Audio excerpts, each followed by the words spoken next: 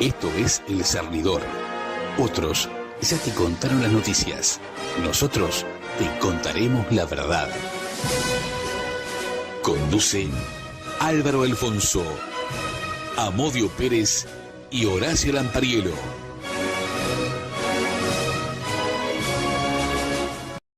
Buenas noches, Uruguay.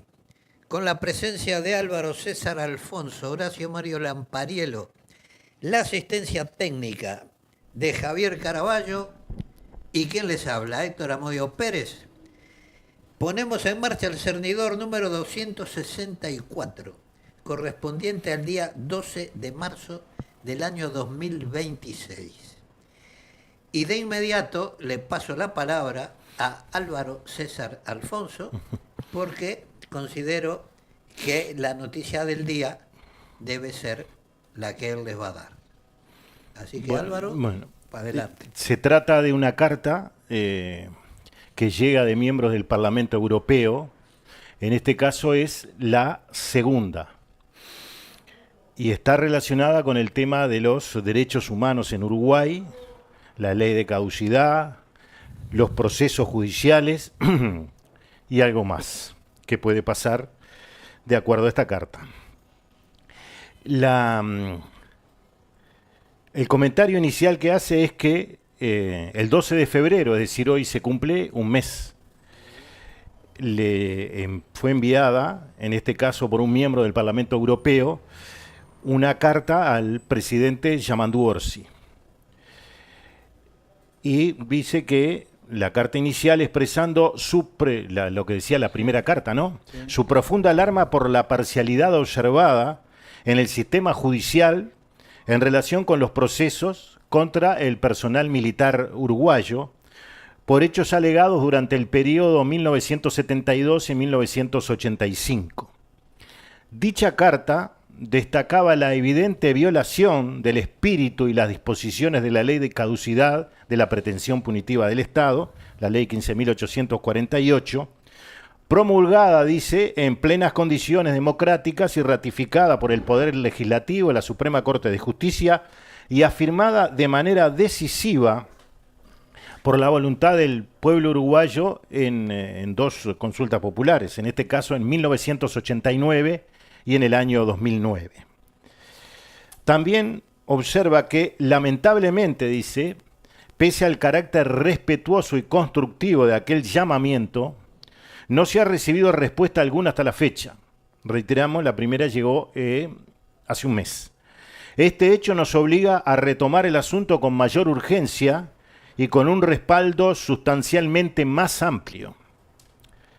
Hoy, 31 miembros del Parlamento Europeo de 11 países y 4 parlamentarios distintos, unidos por nuestro compromiso compartido con los principios democráticos, el Estado de Derecho y el respeto de la soberanía, se suman a este renovado llamado.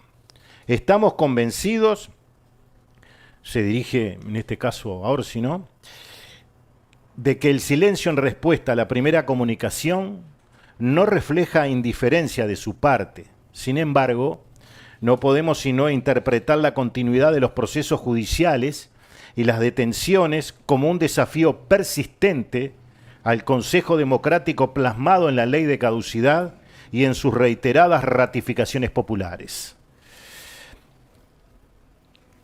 También dice: exigimos respetuosa pero firmemente la liberación inmediata del personal militar, policial y civiles actualmente detenidos, personas a las que consideramos presos políticos en este contexto, así como el cese inmediato de todos los procedimientos judiciales en curso y futuros que contravengan el espíritu y las disposiciones de la ley de caducidad de la pretensión punitiva del Estado.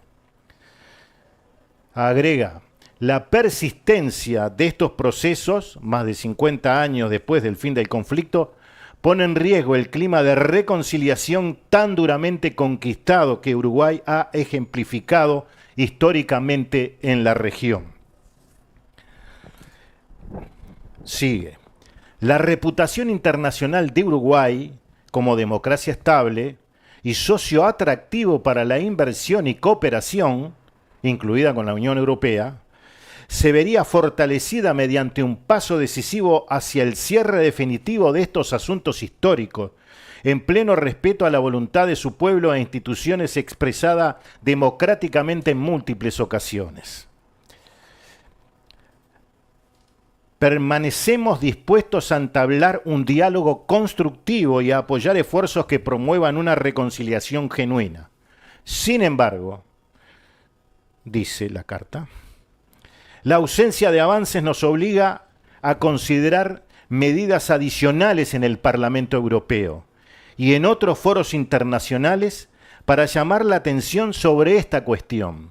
Asimismo, queremos informarle que ya hemos iniciado una investigación sobre los fondos europeos recibidos para desestabilizar a una nación democrática soberana en detrimento del voto popular uruguayo y sus instituciones.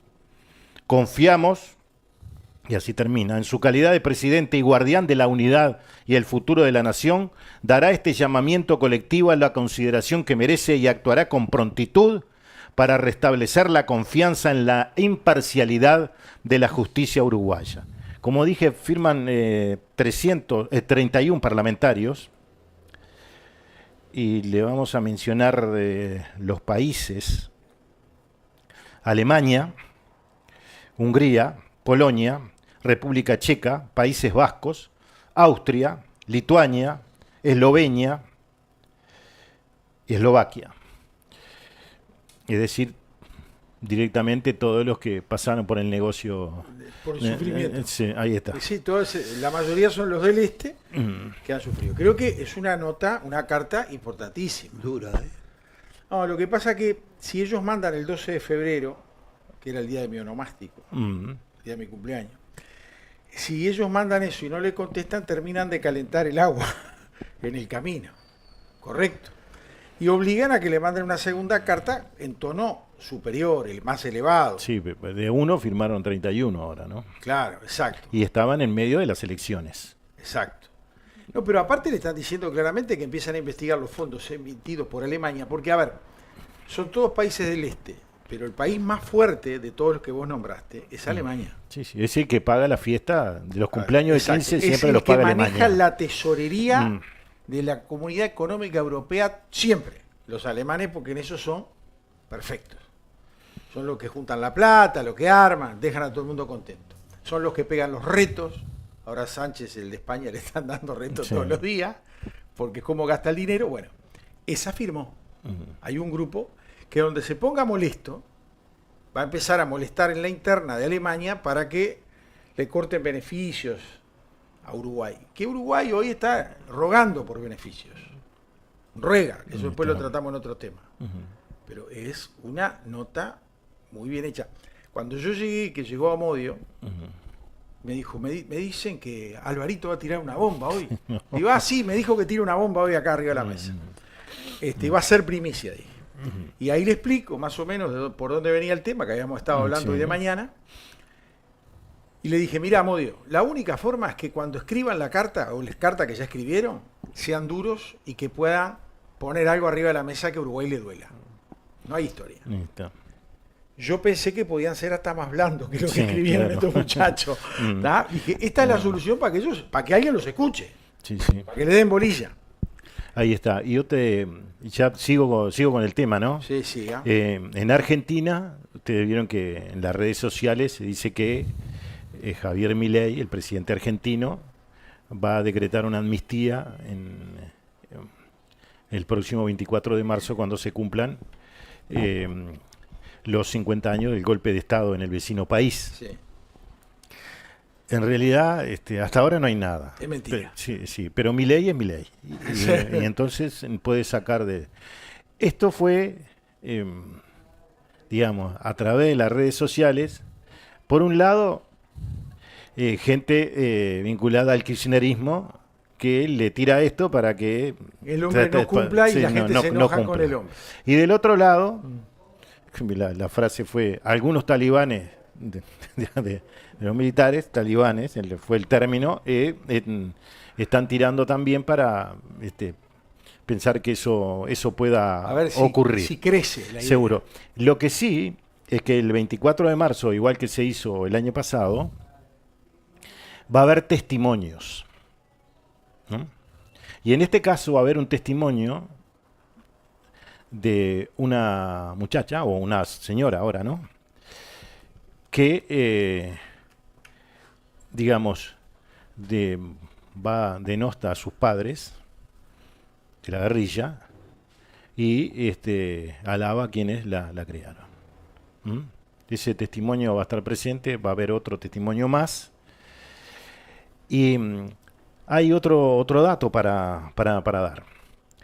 En algún momento se manejó que en Argentina más de 200 niños habían sido, digamos, adoptados por los militares sin... forma forzosa. O sea, claro. Se hizo una investigación. Los abogados tenían pronto una denuncia de más de 200 casos.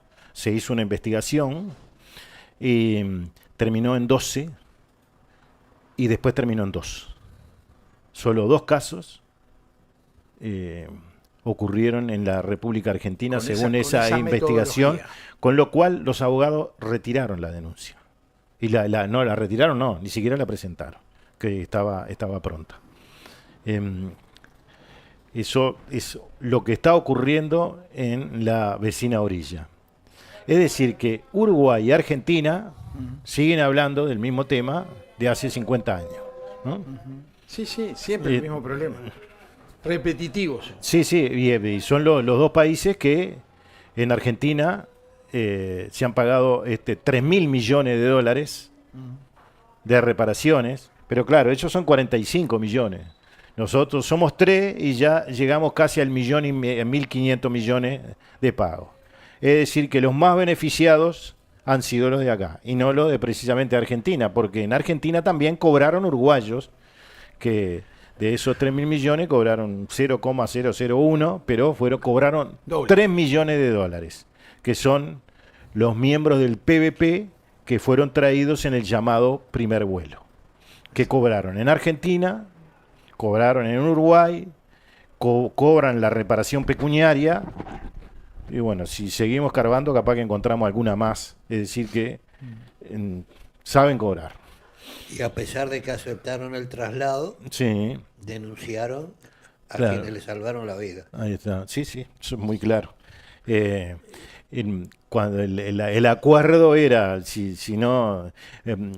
Fue durante cuando Ferreira Lunat se presentó en el Congreso de Estados Unidos le sacó la ayuda militar.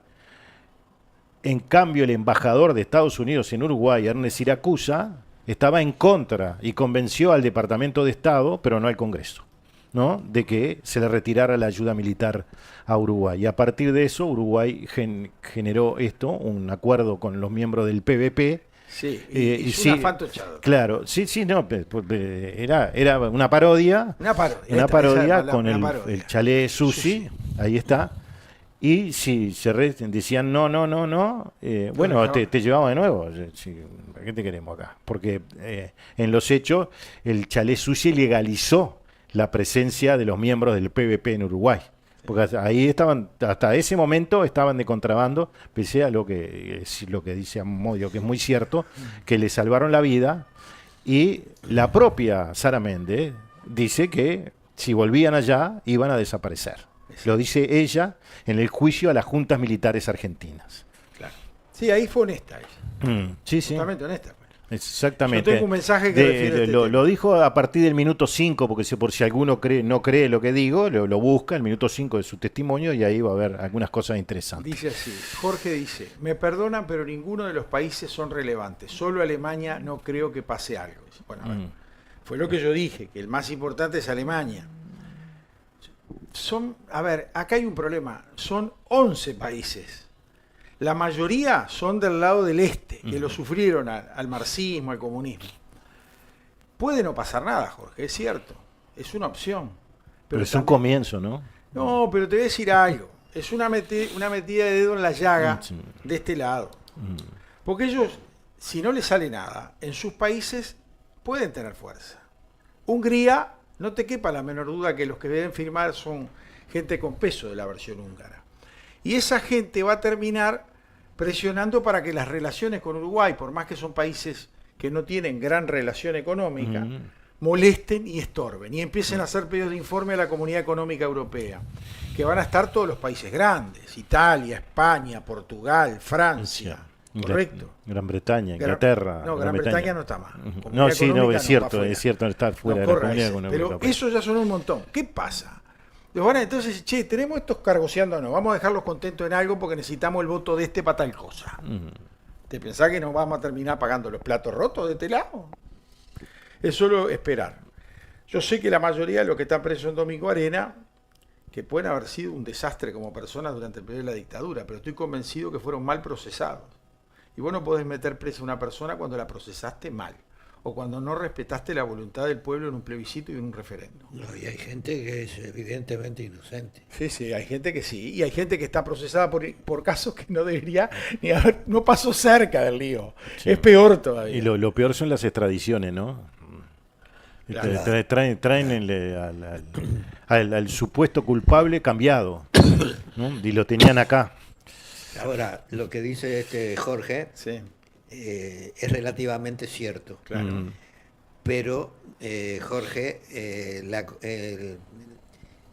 la Comunidad Económica Europea tiene muchos acuerdos que funcionan extraoficialmente, que España o Francia o Italia necesitan el voto de Hungría, Polonia, Albania, bla, bla, bla, bla, para conseguir determinada posición dentro de la Comunidad Económica Europea. Eso está plagado. Entonces, vamos a ver qué pasa. Es lo mismo que el Parlamento uruguayo, más o menos, cuando precisa el voto 50, claro. ¿No? Está lo claro, mismo. Pero aparte te voy a decir más, los partidos allá, de repente van las representaciones de España, que son de varios partidos, con diputados a la Comunidad Económica Europea, y no votan juntos, no votan en bloque, votan separados, y algunos se dispara más todavía. O sea, la autonomía es muy normal en ese Parlamento. Entonces ese tipo de cosas, como dijo Amodio, pasa. Don Amodio, ¿quiere usted arrancar con lo que traía primero? Sí, vamos a ver. En el programa pasado, un oyente planteó que hablara de Nueva Rumasa. Nueva Rumasa es una estafa de estructura piramidal creada en España por la familia Ruiz Mateos a partir del año 2000. No fue la única estafa, porque la historia de España, luego de la vuelta a la democracia, está plagada de actos de corrupción, muchos de ellos realizados desde las propias instituciones financieras y por miembros de los dos grandes partidos españoles, el Partido Popular y el Partido Socialista Obrero Español. Con esto yo no quiero decir que durante el franquismo no existiera corrupción. Existió, como los casos Matesa, los realizados por José Banús, pero la misma estructura política que se vivía en el franquismo impidió que esos casos de corrupción afloraran a la luz pública. Como tampoco afloraron a la luz pública durante los gobiernos democráticos las andanzas del rey Juan Carlos I. Los casos Filesa, Ibercorp, Banca Catalana, Rumasa, Banesto, los negocios de Javier de la Rosa, las funciones bancarias, la trama Gürtel, son algunas de las más conocidas. Todas ellas están tratadas en este libro, El declive de los dioses, escrito por Mariano Guindal, un periodista que trató problemas económicos, un periodista de gran prestigio. Son 500 páginas que se leen, pese a su extensión, como si fuera una novela policial, con cientos de personajes. Y a través de ellos se conocen los secretos de la transición económica española a partir de la entrada en la OTAN, que fue la primera espantada del gobierno de Felipe González a partir de su gobierno en 1982. presionado por los alemanes Herbert Ernst Karl Frank, más conocido como Willy Brandt, y por Helmut Schmidt, ambos miembros del Partido Socialdemócrata Alemán, que había financiado al PSOE desde muchos años antes del Congreso de Suresnes del año 1974, que marcó la renovación del PSOE al imponerse una nueva generación liderada por Felipe González, que desplazó a la vieja guardia del exilio. Francisco Llopis era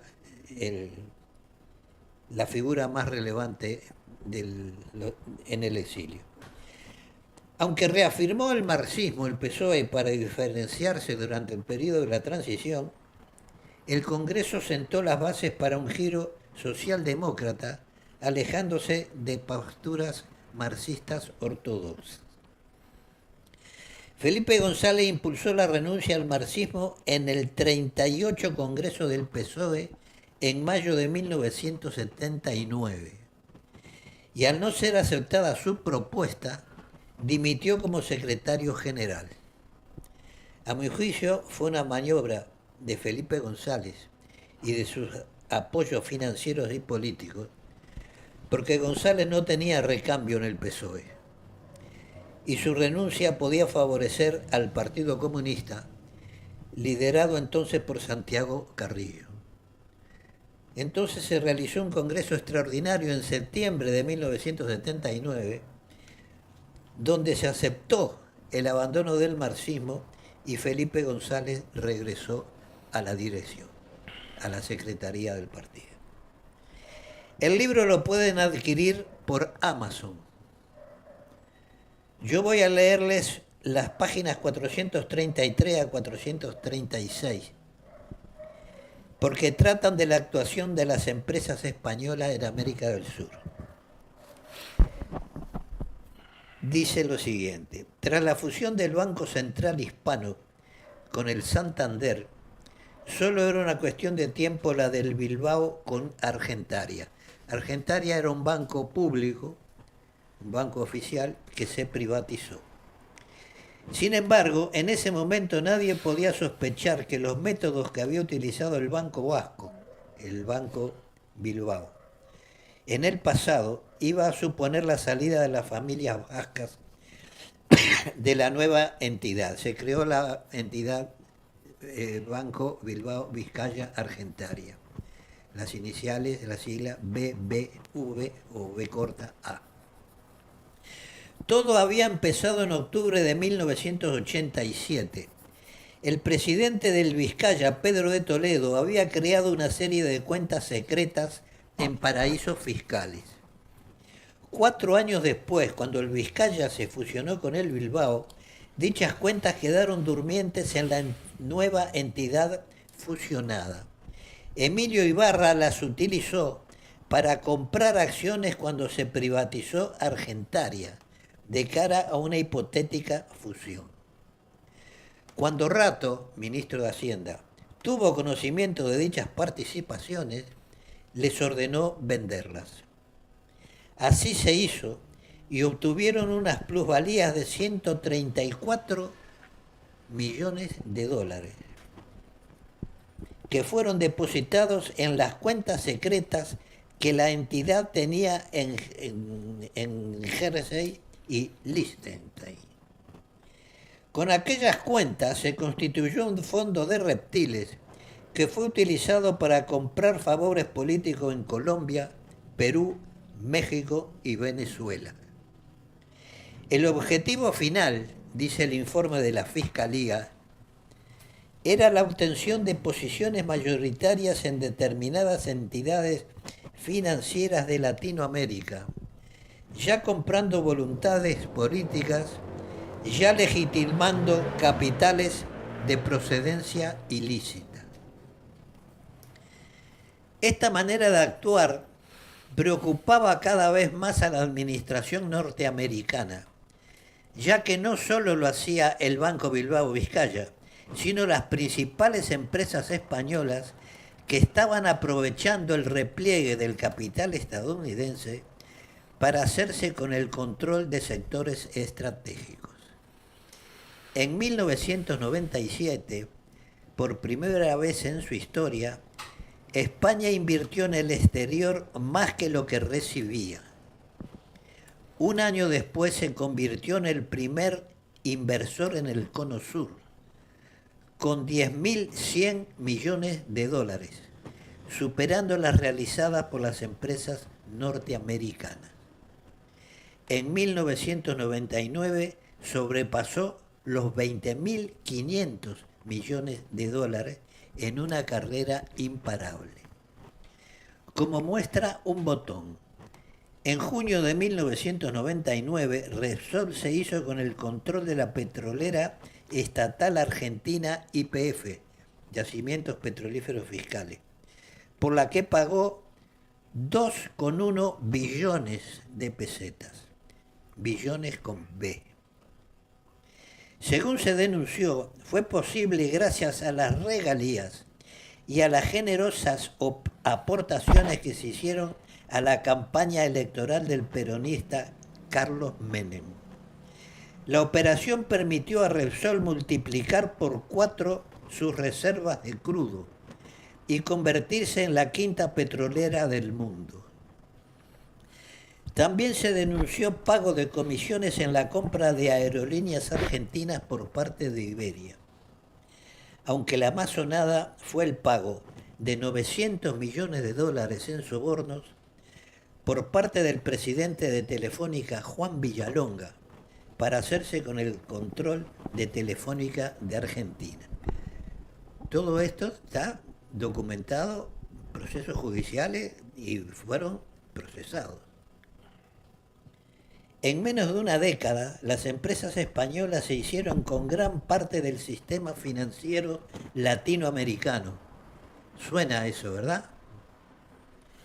Controlaron el mercado eléctrico, de las telecomunicaciones, de las líneas aéreas, de los seguros, de la construcción, del petróleo y del gas, del agua y un largo etcétera.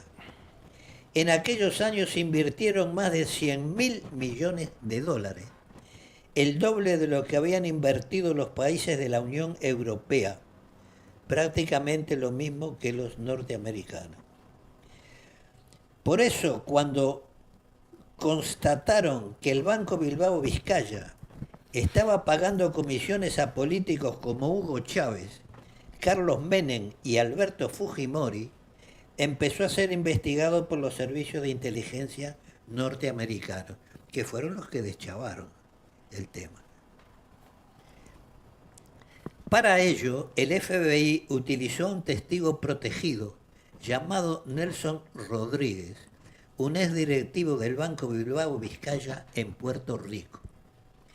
Desde aquella filial se dirigía toda la operativa en Latinoamérica.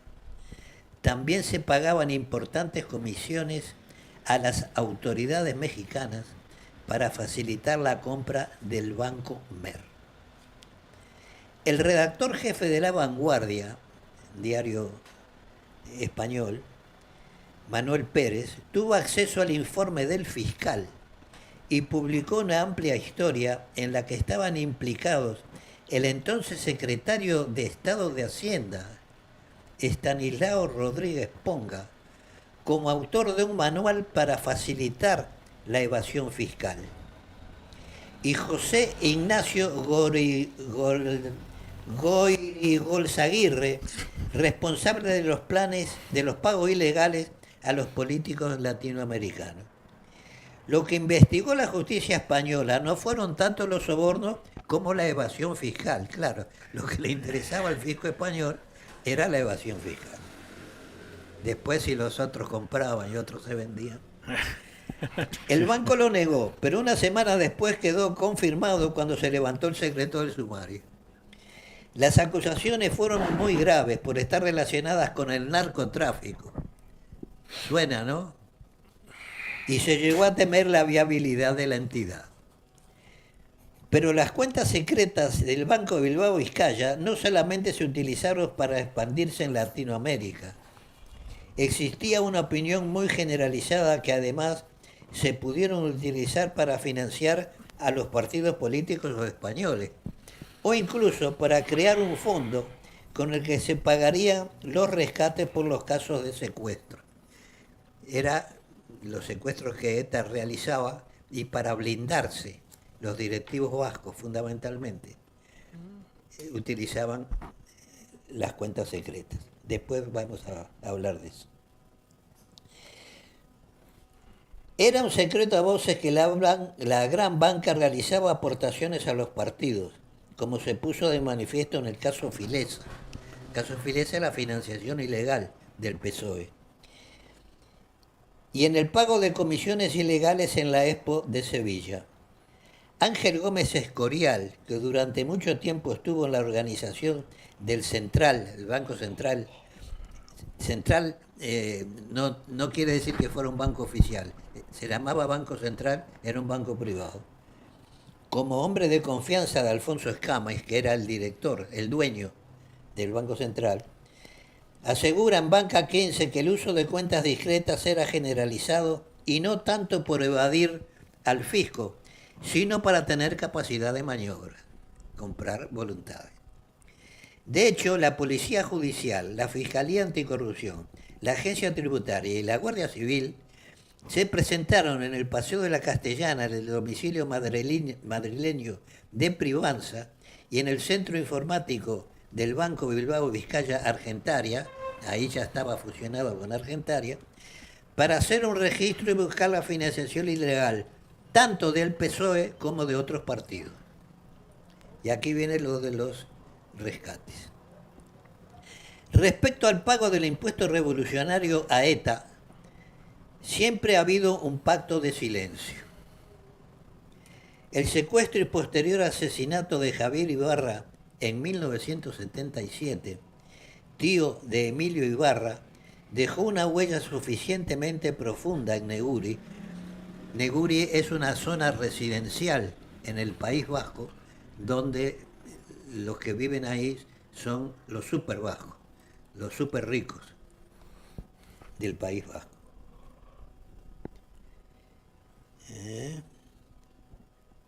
En Neguri, para evitar que volviera a repetirse. Según declaró Juan Antonio Ibarra, hijo del secuestrado y primo del que fuese presidente del Banco Bilbao Argentaria, Emilio Ibarra, a Casimiro García Vadillo, que era un periodista español, 25 años después de la muerte de Javier Ibarra, el Bilbao y el Vizcaya valoraron a mi padre en solo 50 millones de pesetas. Tuvimos que firmar una póliza solidaria. Recuerdo que una hermana mía escupió en el documento.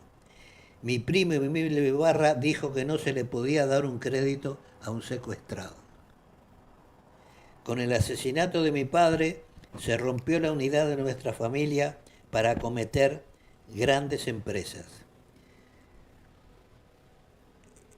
ETA había pedido 1.000 millones de pesetas por el rescate de Javier Ibarra. A los pocos días fue detenido el jefe del comando que secuestró a Javier Ibarra y ETA, para demostrar que no le importaba el hecho ni Javier Ibarra, lo mató, lo asesinó con un tiro en la nuca. No cobró nunca el rescate y lo dio a conocer. Ya no le preocupaba el rescate, quiso demostrar que era fuerte. Dice el Ibarra: sería estremecedor que tras lo que pasó con mi padre se hubiera pagado a ETA el impuesto revolucionario. Eso fue lo que consiguió ETA. Que los dueños de los bancos, sobre todo los vascos, pudieran circular libremente pagando el chantaje, de dar un seguro de vida para ellos. Le negó a uno de los fundadores del Banco de Bilbao, le negó los 1.000 millones, ETA lo mató y estaban dispuestos a darle solo 50 millones, porque no se le podía dar un crédito a un secuestrado, fundador del banco.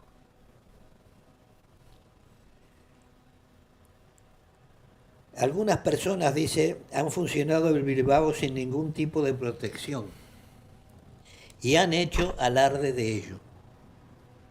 Yo recuerdo. Eso induce a sospechas, claro.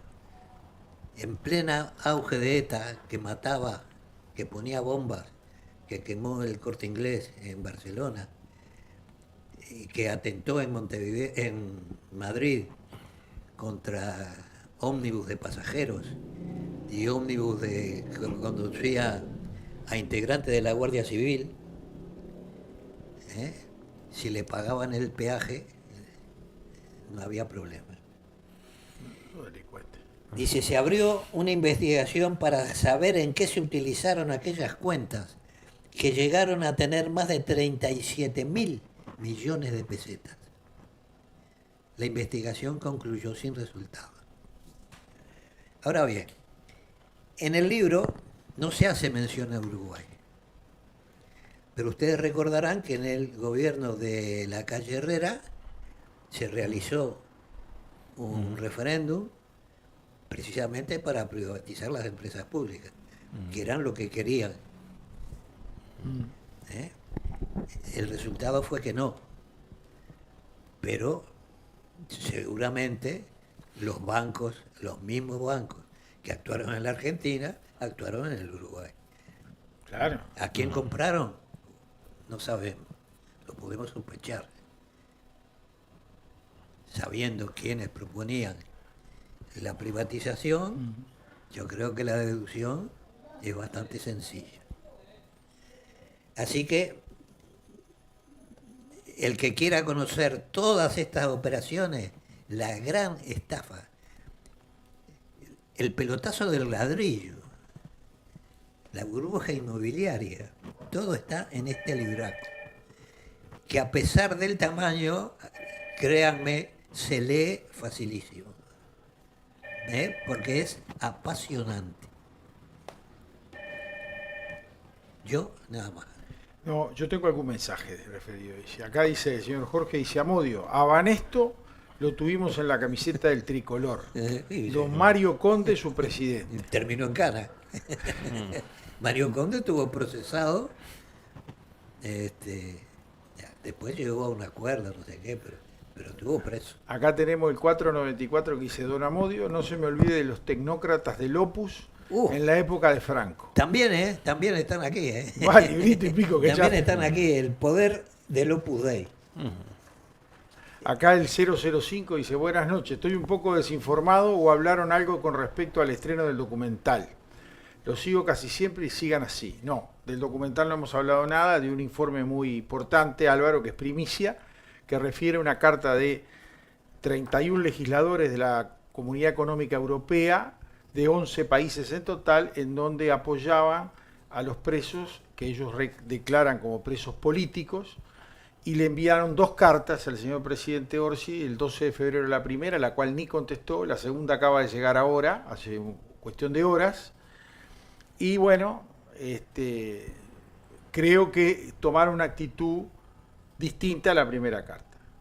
Como que la primera carta fue más protocolar y en la segunda le dijeron que si no le dan bolilla se van a encargar de molestar en todos sus países, en sus 11 países. Hay un país muy importante entre esos 11, que es Alemania. El resto son la mayoría del este. Y se van a molestar de verificar cómo les llegan los dineros a Uruguay. Sí, los que sufrieron el comunismo. Exactamente, los que sufrieron son los que dicen, no, pará, vamos a parar la mano. Yo, hablando así de como te digo una cosa, te digo la otra, ¿no? Orsi tuvo 2 actitudes interesantísimas en estas horas.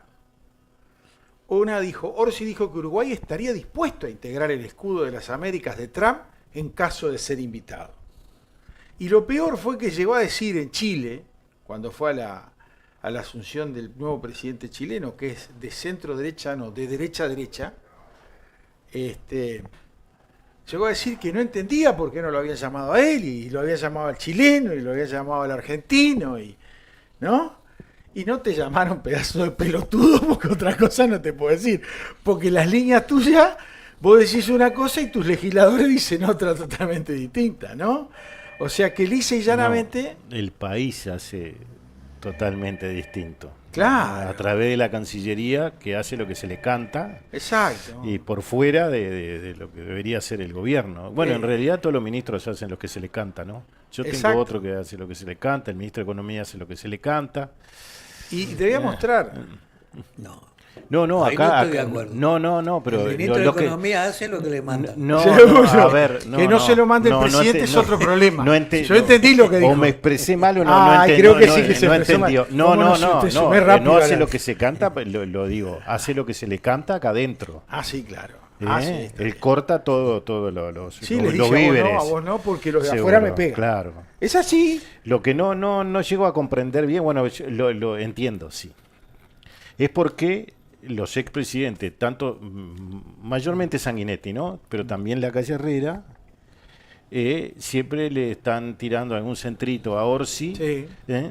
Al ¿Por qué? pedo. Porque el lío es entre los otros. Y bueno, es un problema de él. Seguro. Arreglate ¿O como acaso, pueda. acaso ustedes no tuvieron líos en los gobiernos del Partido Colorado y del Partido Nacional? Tuvieron los mismos líos en la interna. Perdón, pero vos no viste el- Este es fratricida, ¿no? Porque acá sean como pirulo, pero eso es otra cosa. Pero no entiendo por qué tratan de sostener algo que no tiene sostén. Realmente es así. Bueno, y el ministro que dice cualquier cosa, de que las empresas no se van del Uruguay, que es un traspaso global eso es una a idiotez. otra nación. Y bueno, y estamos esperando el 2% ese, la gente está esperando ese 2% de las tarjetas. De Claro. todas las medidas, las Seguro, 71 claro, medidas, que esa alguien- no la van a dar, porque devolverte plata Pero- y que recuperes... Pero es una engaña pichanga, porque si usted va al supermercado con una tarjeta y que compra 1.000 pesos, le dan 20 de vuelta. Mira, ¿no? yo te voy a decir cuál es el problema que tiene Orsi y el Uruguay con respecto a hacer llamado a lo que hizo Trump, el escudo de las Américas contra el narcotráfico. Nosotros nos llevamos muy bien hoy de gobierno a gobierno con Brasil. Los pueblos nunca se han llevado muy mal. A veces alguna disputa por el fútbol, pero no pasa de eso. Pero yo te doy una noticia fresquita. Brasil negocia con Estados Unidos el freno a la designación del primer Comando Capital y el Comando Vermelho como organizaciones terroristas. A ver, Brasil, Estado, negocia con Estados Unidos para que los principales flagelos que tiene dentro de su país, como el primer Comando Capital o el Comando Vermelho, que es tráfico de droga, robo de bancos, elegí lo que quiera, ¿no? Parece que uno de los que habían agarrado acá en el túnel ese, en la Ciudad Vieja, estaba ligado al primer Comando Capital. Y ahora parece que dijeron, porque siempre el ministro negro, iba a decir burro, pero no es el ministro negro, siempre abre la boca antes de tiempo y se equivoca. Iban para el tema del... ¿cómo se llama el banco? El BBVA creo que es el que está, iban a robar. Parece que el método de ellos, yo no lo conocía, pero es interesante. Los tipos primero hacen el túnel por abajo, que llegue hasta abajo de la bóveda. Luego entran por la puerta principal, toman rehenes, van a la caja fuerte, negocian con los que están afuera, gritándoles que liberen a los rehenes, rompen lo que tienen y se van por el túnel. Lo mismo que hizo el uruguayo. Estos son unos copiones. Pues Claro. eso lo inventaron en Argentina. En Argentina, con el uruguayo. claro, Pero seguro, dijeron, claro. vamos al Uruguay a ver si encontramos Seguro, uno parecido. claro. O sea, que Brasil negocia con Estados Unidos el freno de la designación del primer Comando Capital y el Comando Vermelho como organizaciones terroristas. Brasil lo tendría que decretar primero. Si lo están volviendo loco, los roban de parado. La triple frontera, Ciudad del Este, la policía ahí usa arma de guerra. Sí. Una tranquilidad ahora en Ciudad del Este. Vos vas, nadie te roba. Una paz. Y acá, 500 kilómetros al norte, no están. Claro, Ah, pero es que está. están todos acá, pero es seguro. evidente que están todos acá. Ese es el gran lío que hay. Entonces uno se pone a pensar, ¿por qué no nos llevamos bien con este gobierno? Todo el mundo dice, porque Trump es loco. No, para un poquito, no es que Trump sea loco. Trump puede ser loco, tarado, pero mira que termina haciendo lo que quiere Estados Unidos. Por más que hay que reconocerle que Orsi le ganó a Trump. Trump tiene un 60% de desaprobación a pocos meses de la primera vuelta de elecciones legislativas. El 60%. ¿Sabe cuánto tiene Orsi? El 70%. Vamos primero, le ganamos al gringo que lo odia a todo el mundo, ¿no? Sí. O sea, estamos hablando de que esto es un chiste. La única encuesta que hacen acá es esa. ¿Dónde No, está? no, hubo otra que está muy buena. ¿De qué? ¿Pero intención de voto? No. Ah, está. No, no, pero no, antes en el primer año ya habían hecho como 10. sí, pero hicieron ¿Qué una les que está pasa genial. ahora? ¿Qué? No, le dio mal ahora. Pero ahora salió No, una no, pero ¿qué les comunicadora. pasa que no hacen encuestas de intención de voto? Ah, no, de Cuanto intención de voto no quieren hacer, por porque eso, ya están perdiendo. Porque antes surtían, era un surtido semanal, una Claro. encuesta semanal. Todos salían en una por semana para hacer encuestas sobre intención de voto y Sí. ahora que no les pagan, no, ¿qué pasa? Claro. Ve, Qué acá lindo. estaba el artículo. Uruguay dejó de pertenecer al Club de Amigos de Estados Unidos y volvió a estrechar lazos con el régimen chino. Infobae. Estas noticias acá no salen. No te la dan porque el sistema periodístico está rentado. Y esa es una de las razones por las cuales se equivocó Orsi. ¿Qué hizo Orsi? ¿Cuántos periodistas contrató en los ministerios y en la presidencia? ¿Para qué? Para que den comunicación. ¿Cuál fue la última encuesta que hicieron ahora? Que parece que el problema es la comunicación. No es que se equivoque el gobierno. La gente tiene un 70% de desaprobación con el presidente, pero no es que el presidente esté equivocado. Es que le comunicaron mal y la gente no entendió. Pero Ahora, eso es lo que dice la encuestadora. eso, pero por supuesto, pero te voy a está. decir, pero ¿No dándole se la- equivoca el gobierno? pero escuchá, pero dándole la razón a la encuestadora, se equivocó en la elección de los periodistas que eligió. Porque eligió 500 y pico de periodistas, contaron 528 creo. Periodistas contratados por el Estado en general, Antelo, CEUTE, ANCAP, las paralelas, las no paralelas, los ministerios, y comunican mal. Eligió una manga de lamebotas. ¿Me entendés? Entonces, o tiene razón la encuestadora y el gobierno es un burro, o se equivoca la encuestadora y el problema es el gobierno que la gente no lo quiere. Es facilísimo echarle la culpa a los que comunican Exacto. y no decirlo. Bueno, pero yo no escuché ninguno de los que cobra sueldo salir, perdóneme, yo comuniqué bien, yo mandé tal informe. bueno. Le aclaro que hicieron una comunicación equivocada. Dijeron que el presidente había dicho a la inauguración a 33 de la Sí, zafra y estaba en Chile. del arroz. Y estaba en Chile porque adelantó el viaje. Él adelantó el viaje, por eso no fue. Pero el comunicado que fue posterior dijeron que él estuvo presente. O sea que el que hizo el comunicado no tenía la menor idea de lo que escribía. Ese es un comunicador con errores. Tenemos mensajes de todos los colores, se picó el partido. A ver, esperen un poquito. Dice el 629. Es increíble cómo la gente se comió el cuento del 2% del IVA y no dice nada que el Frente Amplio durante años renunció a favor de los bancos en más del 4% de recaudación en IVA. Traducido a criollo, fueron menos escuelas, UTU, hospitales y pobreza infantil fue más. Explíquelo porque yo sé que usted lo tiene claro. ¿Del 2%? Sí, del 2%. Y bueno, usted va al supermercado con una tarjeta. ¿A quién es el gran favorecido? El que compra más. Por eso, el que tiene más dinero, el que tiene mejores ingresos, es el que va y compra 10.000 pesos y tampoco le devuelven 200, ¿no? Así que no, Bueno. tampoco... Espere, son pero, 200 pesitos. sí, claro, pero ¿cuántos pueden ir a un supermercado diariamente y comprar 1.000 pesos por día con una tarjeta? No. 30.000. ¿Cuántos son? Ah, ¿Y cuánta plata es? Son 30.000 pesos y le devuelven 300. ¿no? Exacto. ¿No? En el mes. Eso es una engaña pichanga que inventó Astori. sí. ¿Mm? Por un lado nos clavaba el puñal con todos los impuestos que puso hasta los jubilados, y por el otro lado les decía de la tarjeta. Y bueno, y la pastilla se la comieron, y se la comieron en la elección. Problema es que se la el comen. problema acá central es que lo que tienen que entender la ciudadanía es que los que tienen más dinero son los más favorecidos por la rebaja en la tarjeta. Exacto. Pero eso siempre. Sí, Los más sí. ricos son los más beneficiados. Seguro, claro. Y Siempre. el Frente Amplio no benefició a los sectores populares con el tema de la tarjeta. Y además O'Donnell dijo, y que muy interesante, tendría ganas, ¿no? Bueno, si tenés ganas, hacelo. Pero a ver, ¿cuánta platita perdés? ¿No? Si no tenés. Porque ese es otro problema. Vamos camino al desfiladero. Ahora vamos a hablar del desfiladero que estamos Sí, yo tengo un desfiladero acá corto. Le leo un par de mensajes y lo dejo a usted. Bueno. 989. Ese método es el que se vio en la serie española La Casa de Papel. Supongo que se debe referir. ¿Cuál? Dice, ese método, no me dice cuál, es el que se vio en la serie española Casa de Papel. Debe estar relacionado a lo que usted informó. No, debe ser el túnel que entran y no para robar el banco. Ah, muy bien, tiene razón. Nicolás dice, buenas noches, es obvio porque no nos invitaron al escudo de las Américas. Al final vieron que Orsi acepta la donación de un guardacostas ofrecida por USA.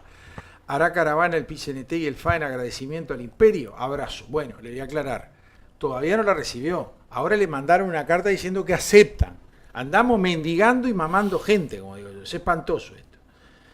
Acá tenemos el 494 que me dice, Lampa, ¿qué me dice de la manito que le está dando Bordaberry al frente con la interpelación en el Senado a Negro?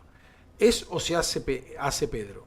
Bueno, mire, yo creo que Pedro, hoy escuché, yo respeto a Pedro o a todos los candidatos, ¿no? Pero hay que reconocerle, este muchacho que fue como candidato en las últimas elecciones, con la metodología de él, yo creo que su candidato, ¿cómo es que se llama? Se me fue de la cabeza. El candidato del Partido Colorado a la presidencia. Ojeda es blandito.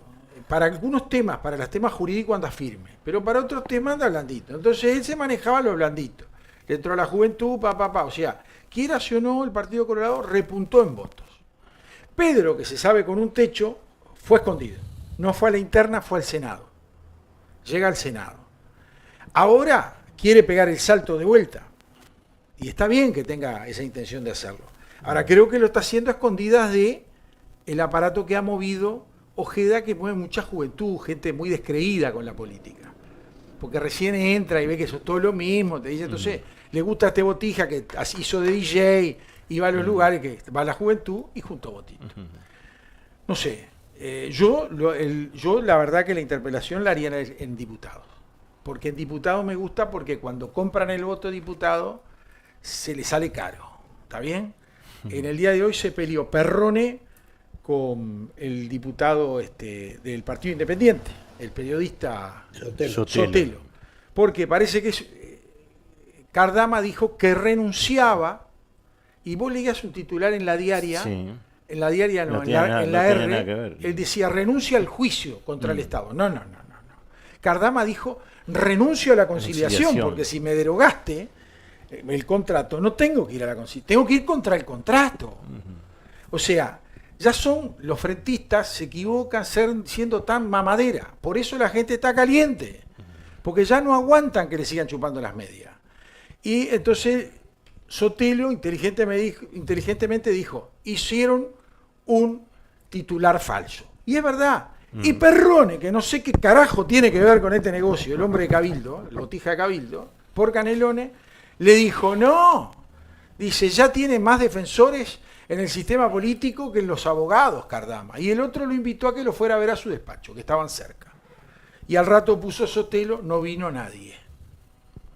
Hoy estuvieron que se daban, pero nada más que eso. Todo suyo. La pregunta es que qué agua está tomando la gente. ¿No? Sí.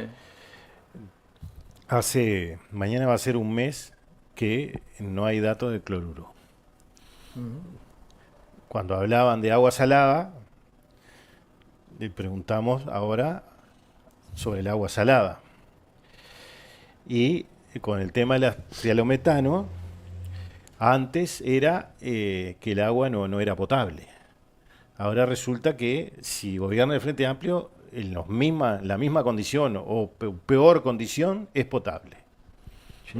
Avalado por el director de la URSEA. Y a ver, Vergara, Carreras y todos los senadores que estuvieron en el periodo pasado, ¿qué dirán ahora cuando mandaban pedidos de informes a OCE diciendo que era el agua no potable que está dando el organismo?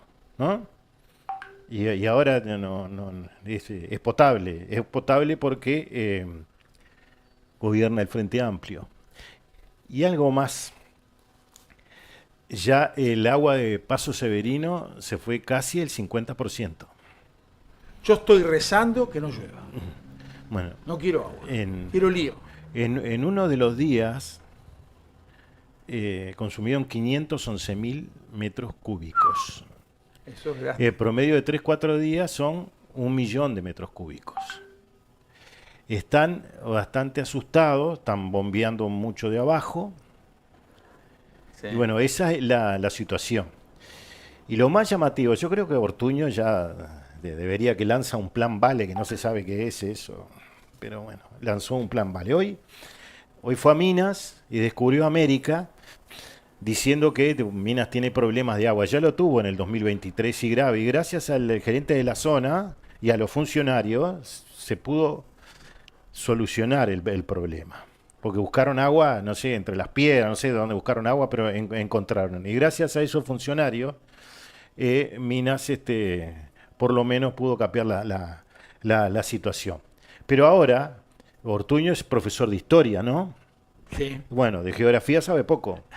Claro, porque si mira un poquito para el costado, agarra el mapa, Casupá está cerca de ahí, ¿no? Sí. Y si no hay agua en Minas y dice que está la situación complicada, en su represita. Va a haber menos. ¿Eh? No, pero hay un video que lo pasamos cuando estuvo acá. Sí, pero en realidad no mira la geografía que pasa.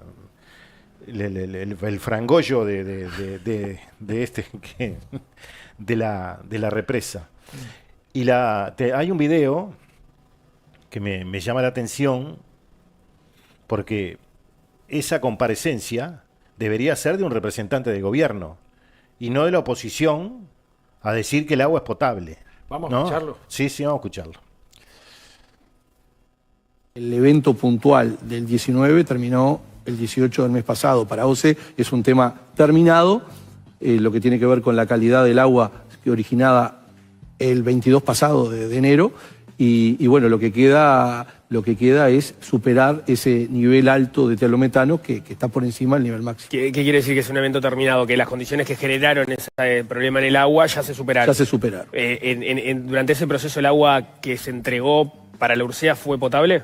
Sí. El agua es potable y aparte, aparte lo marca el Ministerio de Salud Pública, no es Urcea. Urcea lo que controla es que el agua, la seguridad, la calidad y defender al usuario, y que la seguridad y la calidad del agua esté dentro de los parámetros permitidos. Pero mi pregunta es, ¿eso se cumplió incluso durante los episodios de agua turbia que se vieron? Bueno, se cumplió después que se desinfectó, después del o sea, del evento puntual. En el episodio ahí no se entregó agua potable. Ahí, bueno, se entregó agua con algunas alteraciones que tenían vectores que daban mal, pero de ahí el agua fue potable, es potable. Lo que pasa que hay parámetros que, debido a esa desinfección, porque así lo marca el protocolo de actuación de la Organización Mundial de la Salud y el decreto de agua, en el cual primero se debe apuntar a que el agua sea potable y se tiene que desinfectar el agua para que esté en condiciones para el uso humano. Eso acarreó que trialometanos, ese vector, subiera, pero bueno, eso no significa que el agua no sea potable. Sí, y así lo indica la Organización Mundial de la Salud, es un tema que debe bajar y que OCE tiene que hacer todo lo posible para llevarlos a los niveles pre-evento, ¿no? Ahí está, pero ¿y entonces cuánto tiempo tiene que, puede pasar para que el agua siga siendo potable a pesar de tener los trialometanos fuera de su nivel? Bueno, eso lo vamos a saber cuando tengamos los resultados que den conformes a los eventos. Y todavía no podemos hacer, podemos predecir lo que va a pasar, en cuánto se va a mejorar, porque también depende de otros factores, ¿no? De que llueva, del arrastre, de un montón de situaciones que de hecho las reservas también hasta hace un tiempo venían bajando, no llovía, a veces llueve y se genera un arrastre, que eso también complica la toma de agua. Es decir, eso no es una pregunta que te pueda contestar. Lo único que sí, cada vez que hubieron eventos donde los trialometanos subieron, con la desinfección y el paso del tiempo, volvieron a los niveles normales, a los niveles permitidos por la Organización Mundial de la Salud. No sabemos si el agua es potable o no. Después de escuchar esto, no sabemos si es potable o no es potable. Idea. Y vuelvo a reiterar, el que tenía que estar sentado ahí es un representante del gobierno explicando. No entiendo por qué la oposición va a defender al gobierno. Charamelo, Parece Partido que Nacional. no vivieron el periodo pasado, cuando en estas mismas circunstancias casi estaban prendiendo cubiertas en 18 de julio por el tema y diciendo del agua salada, etcétera, etcétera. Y ahora hace un mes que no se sabe si el agua es salada o no es salada. Porque O si está podrida o no está podrida. No, pero salada porque no mandan la información Claro. al sitio donde trabaja el director representante de la oposición. Yo le voy a dar mi opinión. Charamelo es un político fracasado. La vez que salió diputado Charamelo, en Canelones, por eso conozco la internet, salió a hombros de Larrañaga. Luego, Almazo. ¿Está? Almazo. Ahora le dieron el premio Consuelo de la UCEA. Y todavía le sale a hacer el mandado pero no hay que olvidarse que en el gobierno, el periodo pasado, en el último del frente, era que estuvo en el pasado, estuvo en ANCAP, en el pasado estuvo en ANCAP. Sí. Siempre ha caído bien parado el muchacho. Yo no entiendo cómo puede decir, no, bueno, tenemos que esperar. No, poco menos le faltó decir que no podía hacer futurología. Él lo que tiene que decir es, en este momento, cuando vieron la muestra, ¿es potable o no es potable? Claro. No es que tengo que esperar tantos días que no sé cuántos son. Pero mi hijo, no seas malo, no seas pelotudo al final, porque al final termina siendo pelotudo. Si no dicen que es potable, es por algo. Después salen y dicen que es potable y saben que no es potable. Muy simple, vos, la muestra te dice el día tal, a la hora tal, vos tenés que decir, pasó agua potable. No es potable, es en eso, vos no podés hacer futurología si no sabes cuándo va a llover.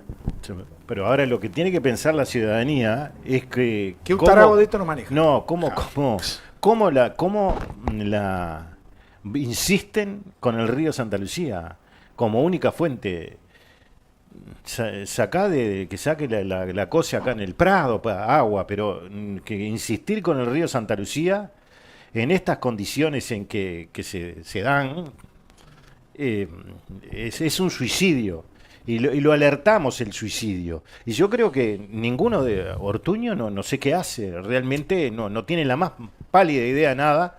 Vuelvo a reiterar, y creo que algo conozco, que el peor director que pasó por un directorio de OCE fue Ortuño en lo que yo conozco. Y estoy hablando de 50 años. Y ahora es ministro. Y ahora es ministro. ¿No? Y bueno, y está con su amor Casupá. Y bueno, sigue adelante. Lo mismo, capaz que es Odebrecht el que lo hace, ¿no? Lo mismo que quería Rubio para la quinta línea de bombeo. Ahora, la verdad, los mafiosos y corruptos de Odebrecht, los brasileños, son capaz que ahora es la empresa que termina haciendo la obra. Seguro. Yo coincido al 1000% con lo que usted dijo. Ahora yo les voy a mostrar cómo acá te venden humo y quieren dejar calmada la tribuna. Orsi dijo que le encanta la iniciativa de abrir paquetes de acciones de empresas públicas y recordó a Mujica. Yo hoy de mañana discutía con Álvaro en una vereda de la calle Cebollatí, en donde le decía, no, el Pacha Sánchez dijo algo que es similar, dijo él, a lo que hace UTE. Y Álvaro me decía, no, quieren vender las empresas públicas. Alvarito, son brutos, pero no pueden ser tanto, le decía yo, no pueden ser tanto. Y no, el hombre tenía razón, porque las palabras de Orsi están diciendo de abrir paquetes de acciones de empresas públicas y recordó a Mujica. Tenías que haber dicho que recordabas a Luis Lacalle Herrera, no a Mujica, ¿está? Porque cuando se hizo la presidencia de Lacalle Herrera fue que se planteó la privatización parcial de Antel, o sea, privatizabas por un lado la telefonía celular y por otro la telefonía de cable, ¿está bien? La urbana. Esa iba a ser hasta mejor que lo que está haciendo esta bestia, ¿no? Yo dije, no, Alvarito, mira, lo que hace la UTE va a abrir un parque eólico, imagínate que lo va a hacer en la zona de la quebrada de la Piedra Chica, que no existe, pero la inventamos ahora, ¿no? En la quebrada de la Piedra Chica va a hacer un parque eólico. En ese lugar necesita inversión. Entonces viene la gente, invierte $5.000, $10.000, $15.000, $20.000 con tope. Ellos te garantizan un interés anual por el bono ese que vos comprás. No comprás acciones, comprás bonos. Porque el Pacha Sánchez dijo, no, algo similar a lo de UTE. Yo asocié parques eólicos y lo tendríamos que hacer con Antel, dijo todavía. Yo dije, qué interesante, pero qué raro, porque Antel ya tiene toda la infraestructura montada. No necesita inversión. Ahora es recaudar y comer, que es lo que hacen, ¿no? Te adelanto que tengo un informe dado por Julio González Colina, memorable con respecto a la plata que le saca a la OPP. A Antel la tienen desfalcada. Le están dando por el traste, iba a decir por el culo, pero no es por el traste porque la están matando.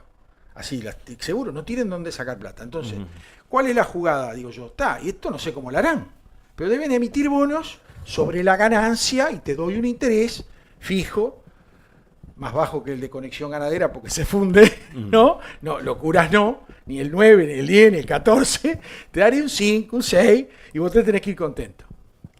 Entonces, ahora leo la noticia, ¿no? Dijo que le encanta la iniciativa de abrir paquetes de acciones de empresa pública y recordó a Mujica. Bueno, en el frente es verdad que la voluntad popular se la pasan también por las partes. No les interesa respetarla. Esto ya se votó, que Antel no se puede privatizar, por lo tanto, el primer ejemplo que habían dicho no se puede. Sí, importa, carajo. Por eso, esto la privatizan, les digo porque están haciendo los deberes para el capitalismo.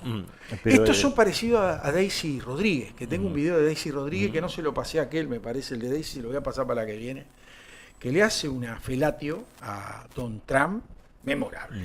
Pero eso después lo hablamos. Usted iba a decir algo. Que la ley fue la 16.211 en el gobierno de Lacalle Herrera. La gente votó 72-28, fue el resultado. A paliza. Pues. Sí, y bueno, y el término utilizado era, en algunos casos, el Frente Amplio decía los piratas que vienen a quedarse con todo, y el doctor Sanguinetti era la joya de la abuela. Exacto. Ahora le quieren vender la joya de la abuela. Y quieren sumarse a los piratas. Claro, y el que salió a protestar fue el que no pisa más Antel, Molina.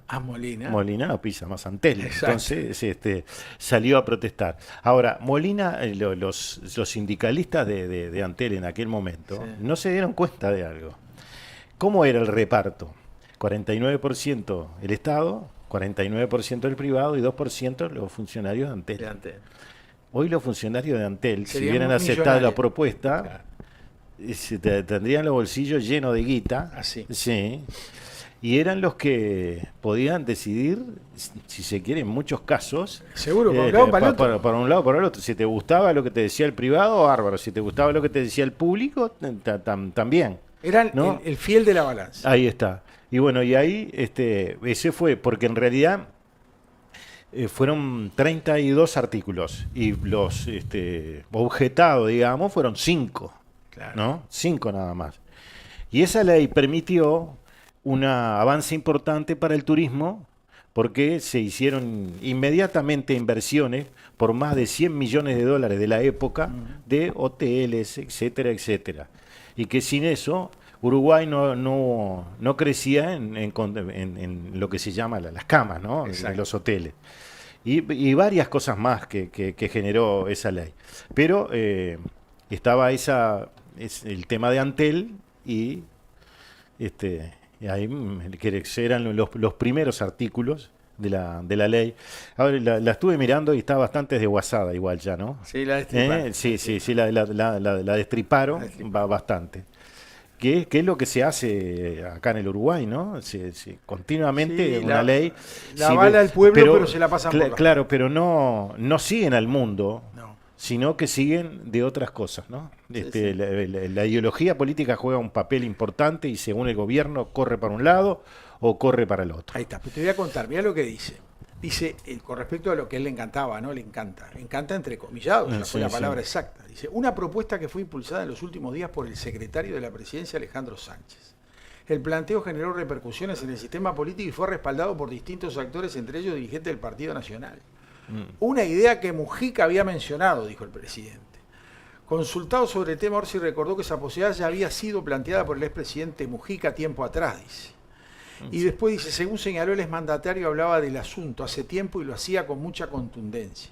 Es tan malo que tiene que nombrar al muerto A ver si la gente dice, si lo dijo Mujica me gusta. Es Seguro, espantoso. ¿se convirtió en capitalista o se había tomado unos vinos Mujica cuando dijo eso? ¿Por qué? No, pero Mujica era pícaro. Sí, era pícaro. Porque pero, es la chanchada que te van a hacer si claro, lo agarrás claro. este viaje. Mirá.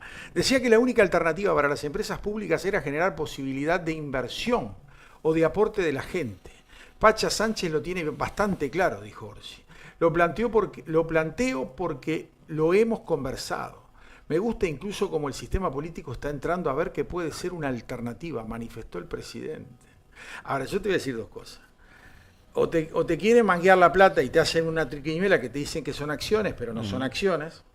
O te dividen la empresa en una sociedad anónima prorrateada, en donde te venden pequeñas acciones chiquititas, que vos no tenés posibilidad de voto, no tenés posibilidad de modificar nada, y el resultado es que te sacan la plata. ¿Por qué? Hacen esto cuando los de afuera ya te dicen, vos ya te di mucha plata, no convendrá que me devuelvas la guita de a poquito, porque como estamos por entrar en guerras grandes, claro, necesito la plata ponerla en otro lado.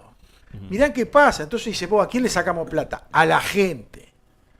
Que se prepare el Banco de Previsión Social, que se preparen las AFAP. Se los estoy advirtiendo. Esto ahora van por las AFAP. Van a pedirles que inviertan las AFAP en los organismos públicos. Y esa plata es del jubilado que la pone, el que se va a jubilar, en su cuentita con número de cédula. Y esa platita es íntegra de él más los intereses, miserables intereses. Y que te cobran por manejarte la plata. Parecemos que estamos en Suiza. ¿Está bien? Ahora van por ella.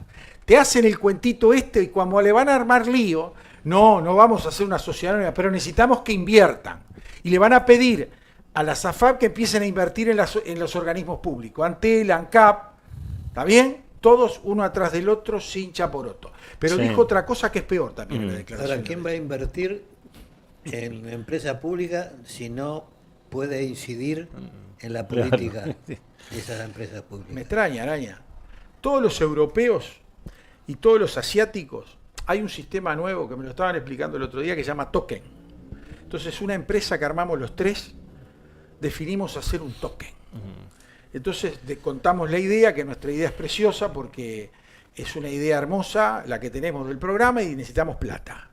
Entonces, tiramos 1000 tokens de $100 cada uno, con una utilidad del 5 o 6%, que para los europeos es tocar el cielo con las manos, el 5 o el 6 anual. Y es mejor que un préstamo. Sí, pues joda. Si te dan 5%, joda. Pero espera un poquito. Pero ellos creen que no. El tema es que los de allá se comen la pastilla. Entonces, ¿cuál es el negocio? Y es bien simple.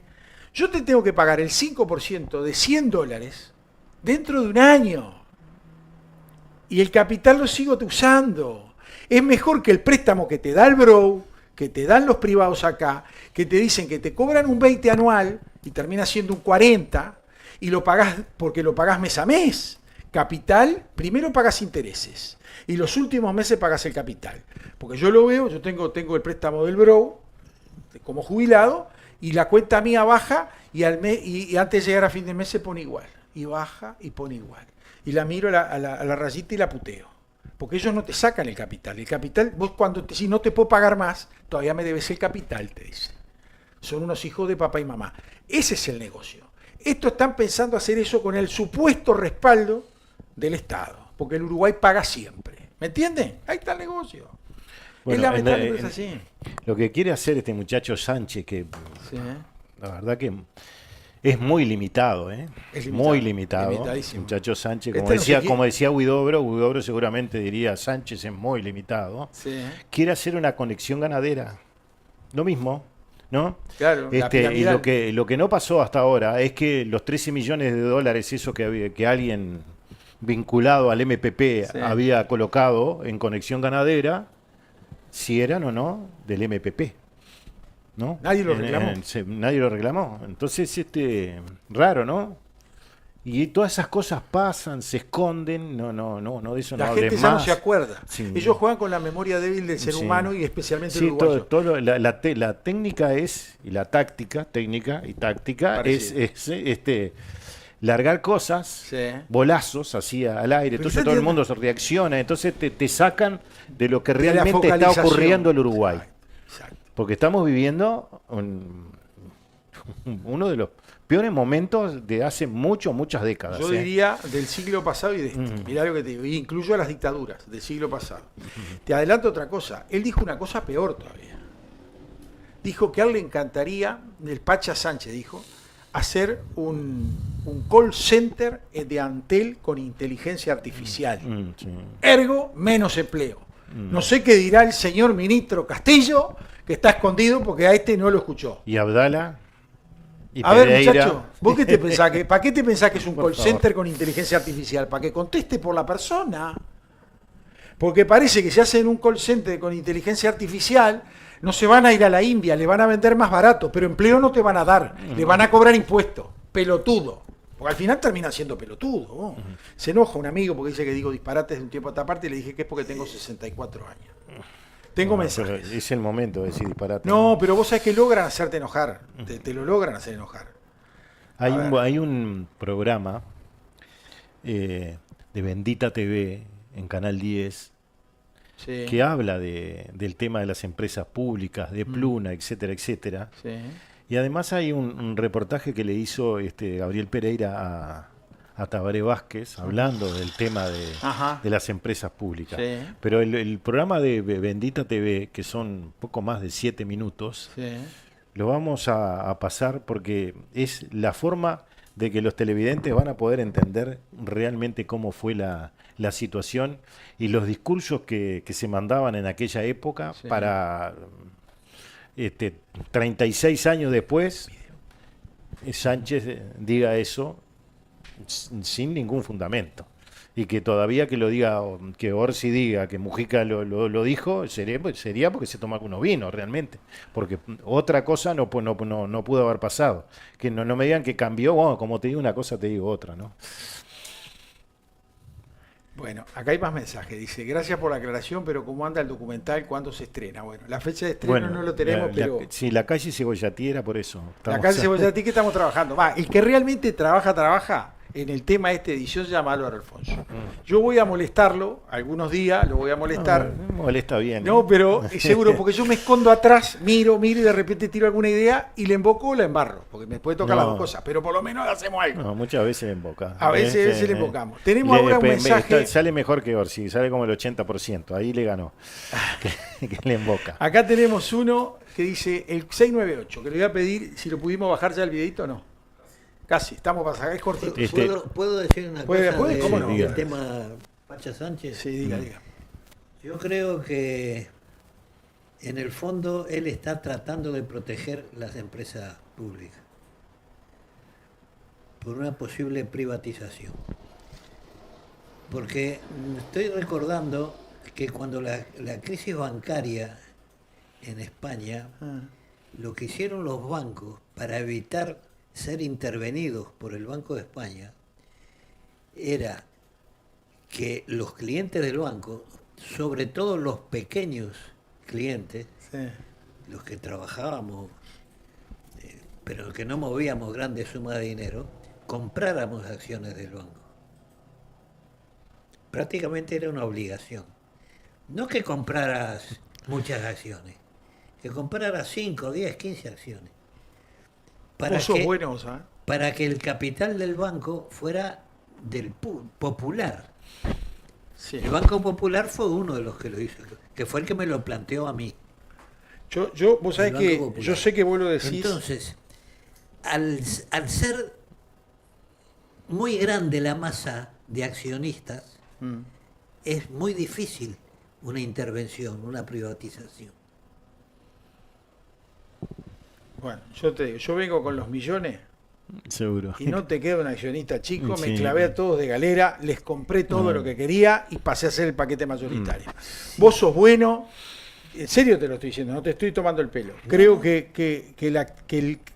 lo que vos creés es eso. Yo no creo ni que tenga la capacidad el Pacha Sánchez de haberlo pensado. Me voy mucho más atrás, pero bueno. Ese es otro tema. Ese es otro tema, a lo mejor se lo sugirió alguien. Sí, pero viene un tipo con 300 millones de dólares y hace un picnic con los pequeños accionistas. Los va metiendo en bolsa. ¿Y qué le vas a decir? ¿Que sale el Estado a recomprar? No, ¿Suben porque- las acciones? ¿Se arma no, un lío? porque seguramente Favorecido los que compraron. habrá un Seguro límite.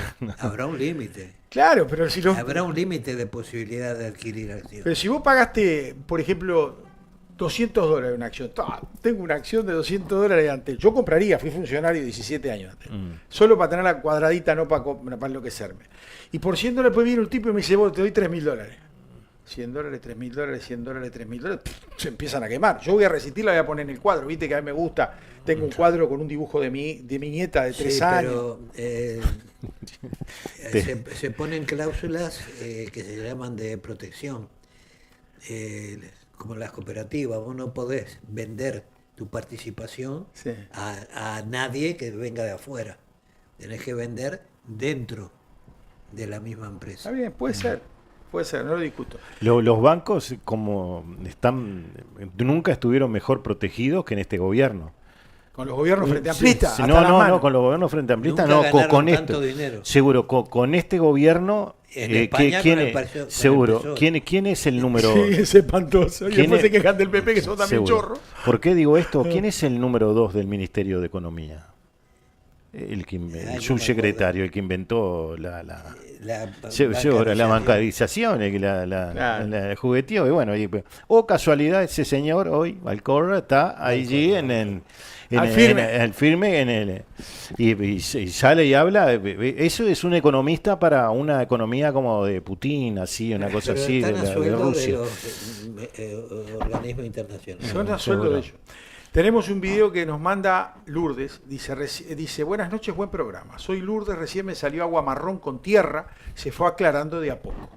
¿Correcto? Es el 698, vamos a verlo. Ese es el agua potable que dice que Charamelo estamos con agua potable.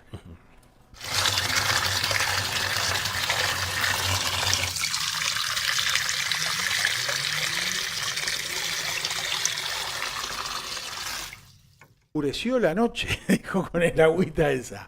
Pero bueno, tenemos del 989 Lampa, me parece que la están pifiando, me parece que se debe decir 2 puntos de IVA, que no es lo mismo que el 2%, me parece que el 2 de 100 no es lo mismo que 2 puntos. Tiene usted razón, Sí, totalmente. pero es la misma plata.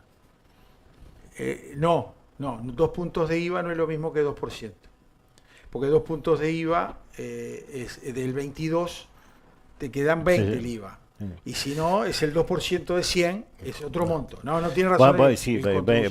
Vamos a traer las boletas y Sí, la decimos, vamos a hacer. gastan 1.000, a ver cuánto queda. Mire, Nicolás le manda un mensaje. Dice, a Ortuño lo que le importa, porque vos preguntabas qué le importaba a Ortuño. Sí, sí. Dice, lo que le importa es el ascensor privado nomás. Dice. Muy bien. Marcelo dice, buenas noches a todo el equipo. El agua, si es potable o no es potable, lo arreglan fácil. Suben los parámetros y listo. El ganado compra y festeja. Está bien, lo trató de ganado a los que votan, lo cual coincido con el señor. Después, ¿qué más tenemos? Esta es linda, pero es la media larguita. Dice, un escándalo que amenaza a Lula. Y esto me voy a poner en el lugar de don Javier Bonilla, que es el experto en Brasil. Yo no entiendo un carajo, me fui igual de vacaciones a Brasil ahora. Dice lo siguiente, es del diario El País. Es bien sabido que la política exterior del gobierno de Yamandu Orsi tiene solo un norte. Este es seguir de manera implacable todo lo que haga el gobierno de Lula da Silva en Brasil. Esta postura tiene varios peligros, como es obvio. Para empezar, los intereses de Brasil no coinciden necesariamente con los de Uruguay. Lula ha quedado muy enfrentado a Donald Trump y está cada vez más aislado en el contexto continental. Pero a todo esto se suma algo todavía más riesgoso para la estrategia uruguaya, y es que el mandatario brasileño enfrenta un escándalo político interno gigantesco, que puede ser letal en las elecciones presidenciales previstas para este año. Todo empezó con el derrumbe del Banco Macro, una institución que había tenido un crecimiento explosivo en los últimos años gracias a los aceitados contactos políticos de su dueño, el empresario Daniel Forcaro. Este empresario había montado un esquema Ponzi millonario con su negocio y buscaba venderlo al propio Estado antes de que explotara. Para eso, había desarrollado un esquema de vinculación con el sistema político y judicial de Brasil que movía millones de dólares. No solo organizaba fiestas fastuosas con acompañantes de lujo en barcos y palacios europeos, también tenía vínculos carnales con el bajo mundo. De hecho, la semana pasada se suicidó de manera llamativa en la cárcel un personaje apodado Sicario, a quien Borcaro había pedido dar una paliza a un periodista del diario O Globo, que ha venido difundiendo primicias sobre la investigación policial de la quiebra bancaria. Como si el escándalo no tuviera todos los ingredientes para hacer una novela de O Globo, lujo, corrupción, mujeres hermosas, altas esferas del poder, ahora hay otro elemento que viene sumando, picante a la causa. Hablamos de la filtración de mensajes del celular del banquero caído en desgracia que tienen sin dormir a todo el sistema político brasileño. Y se los voy a explicar. Al hombre le dieron la orden de captura. Le avisan del sistema judicial que el hombre le pedía la captura. Entonces, cuando la firma el juez, 27 minutos después, pide una corrección, algo que, como para que ni lo fueran a buscar. En el momento, la orden había salido y se vieron que el hombre se iba a un aeropuerto a tomar la fuga. El hijo de este buen hombre, el dueño del banco, se había ya rajado para Dubái. Cuando lo van a agarrar a este, lo manotean. ¿Y qué pasa? Le abren los celulares y en los celulares tenía 40, 50 mensajes en un día solo con el vicepresidente del Supremo Tribunal Federal, el más famoso de todos los jueces, de Moraes, que ha metido en cana todo lo que esté cerca de Bolsonaro, incluido Bolsonaro. Y en los mensajes, que eran temporales, pero eran temporales para el que lo recibía, no para el bobo que los mandaba, a él y a otro juez más de la Suprema Corte, que no recuerdo el nombre, pero debe estar por acá, porque lo estaba diciendo. Acá está, el José Antonio Díaz Toffoli y Alexandre de Moraes fueron los que recibían los mensajes. ¿Cómo viene todo? Me salió el arresto, me salió esto, se podrá parar, le decía a de Moraes. No tiene cómo explicarlo de Moraes. Y el caso lo tenía el otro juez, José Antonio Díaz Toffoli, que lo tenían paralelo con otros más, porque parece que se dividen los casos los jueces. Resultado, al hombre se lo llevaron preso. Fueron a pedirle los celulares a los jueces. Los celulares, señores. Y estaban borrados porque eran los temporales. Pero le dijeron, mire, usted lo tiene borrado. Usted recibió un mensaje a la misma hora que salió de este y el texto de este es este. ¿Puede explicar esto? De Moraes marcha Patroide. Les aviso que marcha, hombre. Y si marcha de Moraes, se puede llegar a salvar hasta Bolsonaro, que lo pueden acusar de cualquier cosa, pero yo creo que corrupto no es. Es loco el hombre, ¿verdad? Pero llevaba medio enderezada la cosa ya, ¿no? Horacio, Sí, lo que dijo el televidente, sí. y hicimos una consulta de inteligencia artificial, a ver qué dice. Sí, ¿qué dice? A ver. Si compras 1.000 pesos uruguayos con una tarjeta de débito, dinero electrónico, ley de inclusión financiera, y aplica el descuento de 2 puntos de IVA, te devolverán aproximadamente 16 pesos con 39. Veo que es distinto. Sí, es menos. Es menos. Bueno, claro, por eso es lo que está diciendo que es menos. Yo le estaba alabando al Frente Amplio Vos lo por los estabas 20 alabando, pesos. claro, pero la fórmula, Sí, no sé, ahí está. La devolución se realiza en formato, se ve reflejada en el estado de cuenta, ahí está. Pero son de 1.000 pesos, son 16,39. Imagínate cuántos son por 30.000. Seguro. Y si gastás 30.000 al 22% de IVA, te sale un huevo. Tal cual. Sí. Tengo algunos mensajes acá, 2, y creo que nos vamos. Sí, tenemos que decir algo del documental. Sí. Bueno, yo le doy el pie. El 629 dice, quien va a invertir en empresas donde a los empleados no les importan las pérdidas, esto tiene cola, dice. Sí. Obvio, le encanta Orsi, la recolección de basura en Canelones es privada. Sí, es cierto. Y de una empresa amiga de él. De un prestamista. Un importante prestamista de la República. Que ganó la licitación. Y no me lo pueden desmentir. Cuente lo del documento. No, pero deme el pie. Déjela, si no da tiempo. No. ¿Cuál? No. Estamos editando, ya hemos avanzado mucho. Y como dijo Horacio el otro día, ya no es un documental, sino que es una serie documental, porque se fue reuniendo información muy calificada que tenía que ir. Entonces pasó, si bien el objetivo es el caso de Miguelini y Gutiérrez Ruiz, el tema de fondo es ese, nosotros no había otra forma si no íbamos a terminar con el relato oficial de lo que realmente ocurrió. Es decir, nosotros tenemos que contar qué pasó desde que terminó la Segunda Guerra Mundial. Por supuesto que esto se hace brevemente, pero en forma contundente, con documentos y fotos y también videos, incluso de aquella época. Sí, video que nos donó un profesor. Tenemos un inconveniente que mucha gente no quiere aportar fotografías, ¿no? Y cosas que han desaparecido, etcétera, etcétera. La mayor parte de la documentación y de los hechos reales nosotros los obtuvimos en Argentina, Buenos Aires, ¿no?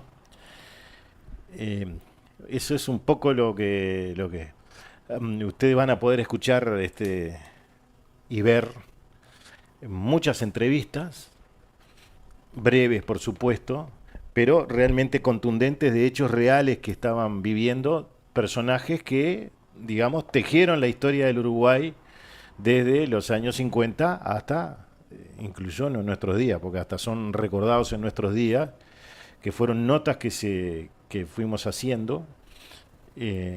Con Horacio empezamos con esto en el 2009 más o menos. Sí, y hoy estamos buscando una nota del 2011 que porque fue grabada en un sistema no la podemos ver ahora, sí, estamos como locos para volver a recuperarla. Y además hubo notas grabadas, como tú decís, en otro sistema, claro, que hubo que pasar a otro sistema. Claro, no, estamos con problemas, pero a ver, el documental por lo menos va a tener 3 capítulos. Yo ya le diría que si la mano como viene podemos llegar a 4.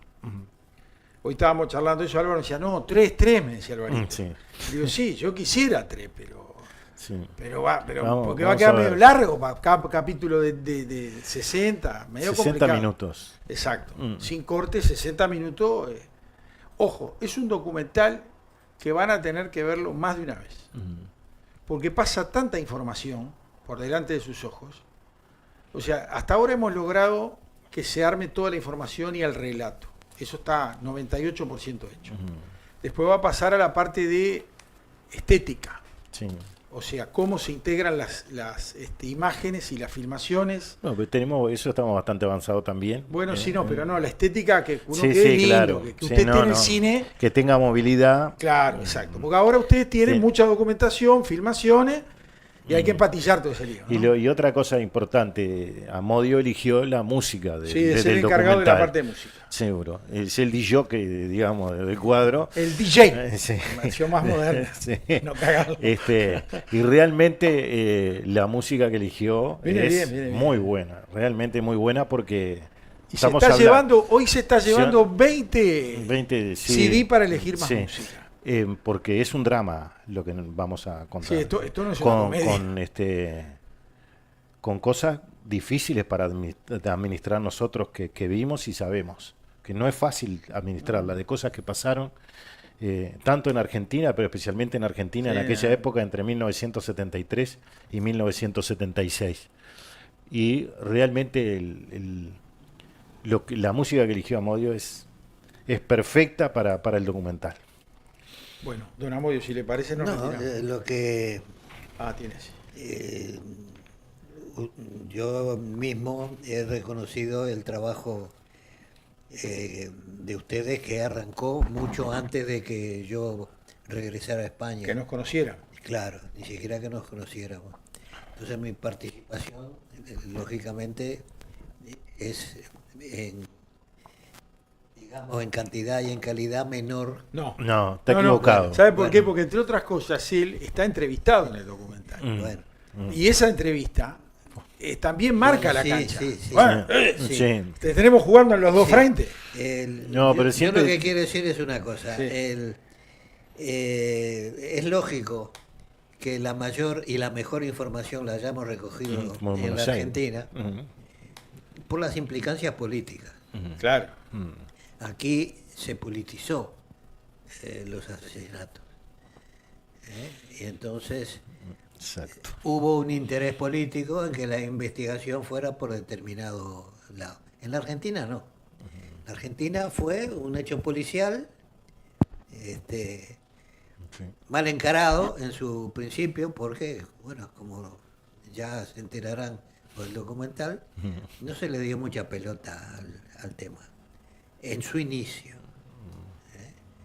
Y los diarios lo recogieron, ¿no? Claro, después cuando empezaron las implicaciones, la cosa se complicó. Pero evidentemente es así. Además, Argentina tiene, la justicia argentina tiene una forma de actuar mucho más abierta que la uruguaya. Aquí pedir una información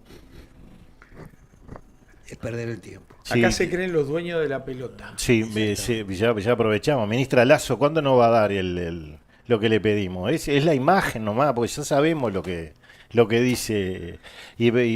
Hoy justo estábamos ahí, nos faltaba la imagen. Estábamos puteando por la imagen. Por la imagen. Es un documento nada más que sabemos lo que dice. La fotito, ¿no? Seguro, es la foto, porque si no, El texto ya está. Seguro. Sabemos lo que dice. Claro. Es de agosto del año pasado, vio que nosotros podríamos ir a la justicia, pero no se trata de ir a la justicia porque hay que tener un bufé de abogados cuando se pide al Estado.